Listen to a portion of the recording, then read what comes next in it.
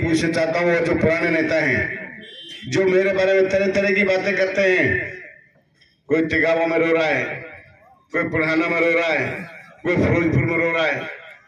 अरे तुम रोने की बजाय, मेरी बुराई करने की बजाय तुम विधानसभा में रोते, विधानसभा में बात उठाते। जब तुम मंत्री थे तो आज मेरा मेवात इतना नहीं पिछड़ रहा जो आज पिछड़ रहा है। और अब चौधरी भूपेंद्र सिंह हुड्डा जी जब पीछे आए थे पिछले महीने में 5 तारीख को, तो ये कहा था कि पहली कलम से मेवात को स्टेट यूनिवर्सिटी दूंगा। स्टेट यूनिवर्सिटी जो बच्चे बाहर पढ़ने के लिए जाते हैं, और IND ने चुनाव आयोग को पत्र लिखा कि इलेक्शन को आगे कर दिया जाए, क्योंकि आप लोगों को पता है अब इन पार्टियों का हरियाणा में कोई वजूद नहीं रहा है। अभी लोकसभा का इलेक्शन हुआ था, आप लोग सब जानते हैं कि बीजेपी ने किस तरह से हरियाणा में विकास कराया, खासकर मेवात की जो बदतर हालत की ऐसा किसी भी पार्टी ने आज तक नहीं की। मैं बताना चाहता हूं, मैं जब चौधरी भूपेंद्र सिंह हुड्डा जी की सरकार थी उस दौर को देखो आप, ये गांव वाले सारे बैठे हैं। जब सरकारी या नौकरी निकलती थी बिना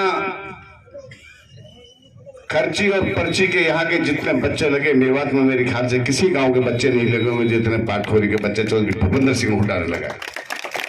और एक आदमी खड़ा होकर ये कहते हैं कि कांग्रेस के कार्यकर्ता, कांग्रेस के किसी पार्टी वाले ने कोई 5 पैसा भी दिया हो, तो इतने आदमी खड़े हो, मैं टंका की चोट पे कह रहा हूं, कोई खड़ा होकर कह दे मेरा 5 पैसा लगा है। कम से कम 15-20 बच्चे यहाँ लगे, टीचर लगे, कंडक्टर लगे, ड्राइवर लगे, कोई एक बच्चा कह दे अब ये बता दे इस सरकार में इसमें कितने लगे हैं। हाँ भाई गांव वाले बताओ कितने सरकार बच्चे लगे हम आपके पाटखोरी से, जिसका ये ढिंडोरा पीटती है बीजेपी। हमने बहुत नौकरी दी है, लगा रहे हैं हरियाणा कोस्ट गार्ड रोजगार में, ये तो लगा रहे ठेकेदारी पे। चौधरी भूपेंद्र सिंह हुड्डा ने कहते हैं इनको पक्का करके, जैसी सरकार गई इनको सबको पक्का करूंगा, रेगुलर करूंगा इनको।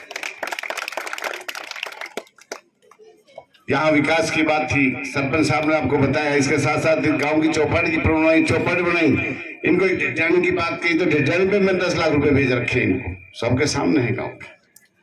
चैनपुरी में कई रास्ते बनवाए, अभी बोर की मशीन चल रही है आप लोगों के सामने। सरकार काम कराने देरी करती है। सारे आपके जो मुद्दे थे मैंने विधानसभा में उठाए, पीने की पानी के हो, चाहे नहर का पानी के हो, चाहे रोड की बात हो, आप लोग अच्छे भली बातें जानते हो।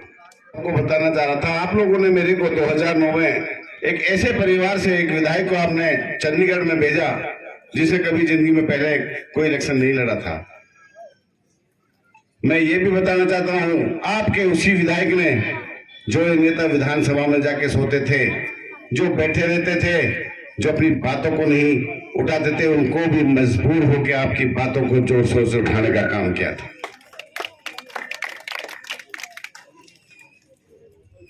मेरे विधानसभा के साथ साथ 2 विधानसभा और लगती हैं।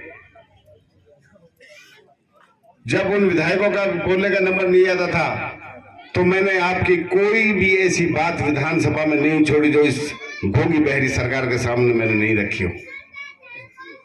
चाहे नेशनल हाईवे 248 की बात हो, चाहे स्टेट यूनिवर्सिटी की बात हो, चाहे मेवात कैनाल की बात हो, चाहे टीचरों की बात हो, और जो काला कानून चाहे हमारे ड्राइवर पर लगा उसकी बात हो, चाहे आंगनवाड़ी के वर्करों की बात हो, चाहे पीने की पानी की बात हो कि गरीब लोग 1500 में टैंकर खरीद के पानी पी रहे हैं, चाहे डॉक्टर्स की बात हो, चाहे ट्रॉमा सेंटर की बात हो, चाहे सेक्टर्स की बात हो, चाहे इंडस्ट्रीज की बात हो, चाहे रोजगार की बात हो, मेरी सभी आप क्लिपों को, वीडियो जो क्लिप आई उनको सुन के देख लेना। आपकी ऐसी कोई बात नहीं छोड़ी जो मैंने सरकार के सामने ना रखी हो। मैं ये कहता हूं, विधानसभा में भी कहता था, अब भी कहता हूं, ये हमारे मेवात जिले को हरियाणा का हिस्सा नहीं समझते। यदि हिस्सा समझते तो हमको ये बराबर का हमारा हक देते।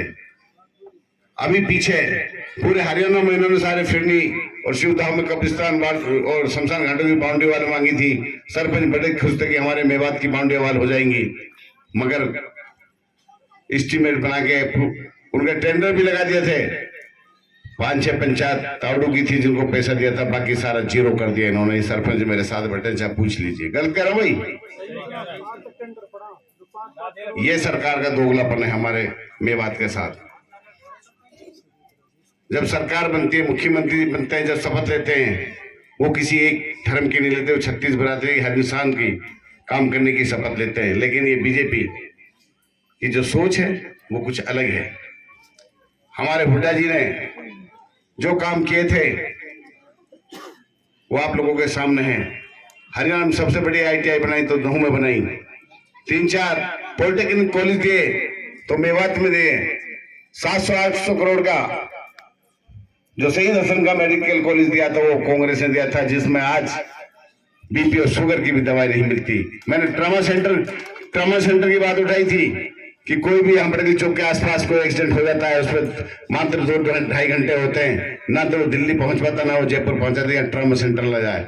उसके बाद सरकार जवाब देती है, हाउस में तो कहती है कि हमने ट्रामा सेंटर मंजूर कर दिया, और बाद में जवाब देती है कि 18-22 किलोमीटर पड़ता है वहां से नालंदा मेडिकल कॉलेज से, वहां में कौन सा ट्रामा सेंटर है जो एक्सीडेंटों का उपचार करता है। ये सब झूठ के परिंदे जो बीजेपी के आप लोगों के सामने है। और अब चौधरी भूपेंद्र सिंह हुड्डा जी जब पीछे आए थे पिछले महीने में 5 तारीख को, तो ये कहा था कि पहली कलम से मेवात को स्टेट यूनिवर्सिटी दूंगा। स्टेट यूनिवर्सिटी जो बच्चे बाहर पढ़ने के लिए जाते हैं, चारों तक, जींद, सोनीपत, कुरुक्षेत्र, हमारे यहाँ के जो गरीब माँ बाप है वो अपने बच्चों को पढ़ाने में असमर्थ हैं, तो यदि यूनिवर्सिटी बन जाएगी तो यहाँ से हमारे बच्चे पढ़ लिख के अफसर बनेंगे, अच्छी जगह जाएंगे, बहन बेटियां भी पढ़ने के लिए यूनिवर्सिटी में जाएंगी। और मैं कोशिश करूंगा उस यूनिवर्सिटी को आपके यहाँ कहीं ना कहीं क्षेत्र में लाऊं जहां जगह है। पहली कलम से नेशनल हाईवे 248 इसको मंजूर करेगा हुड्डा जी जब चीफ मिनिस्टर बनेंगे।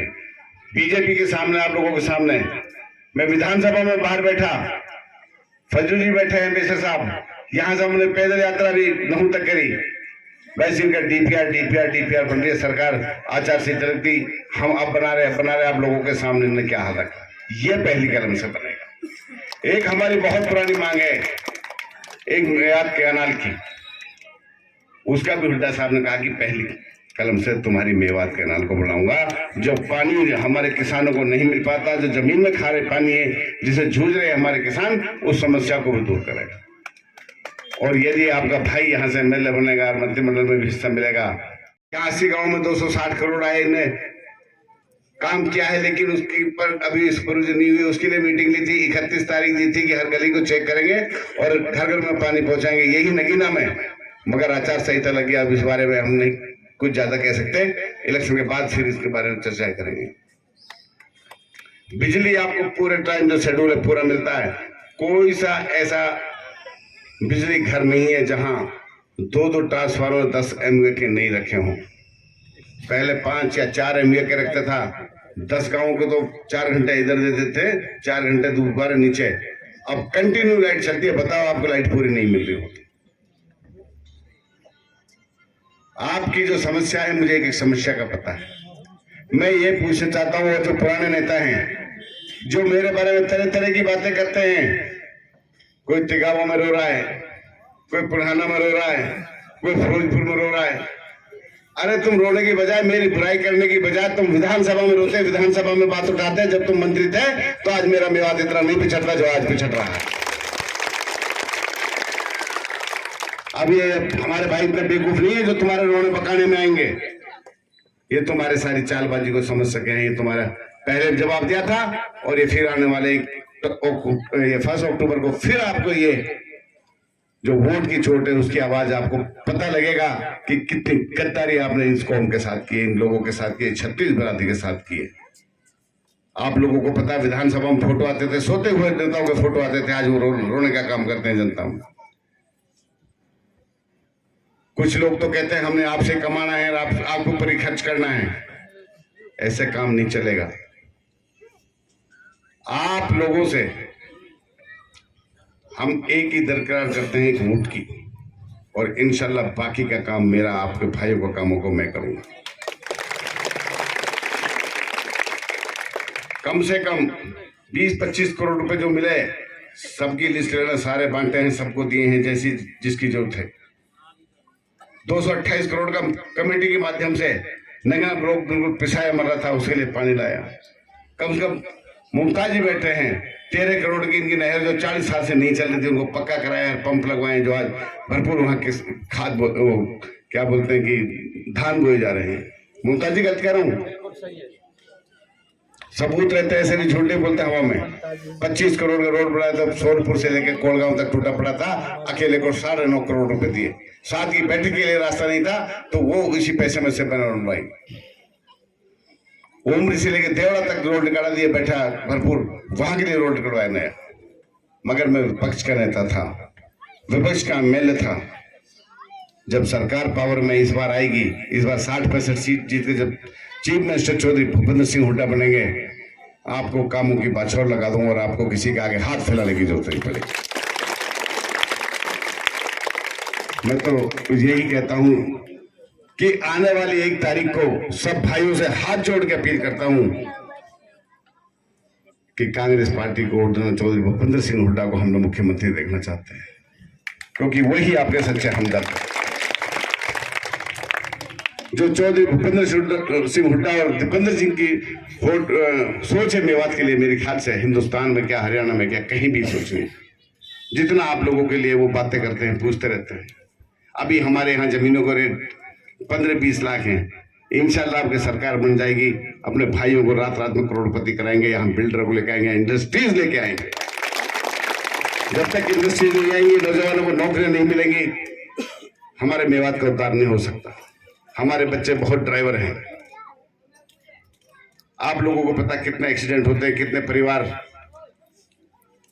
बाप बगैर रहे, बच्चों पे से बाप का साया उठ गया। हम चाहते हैं इंडस्ट्री लगे, बच्चा सुबह जाए और अपने शाम को घर आ जाए। हमारी ये सोच है। काम क्या है, आप लोगों के लिए काम करूंगा। 5 साल में ये नहीं कह सकते कि आप पहली बार आए हो।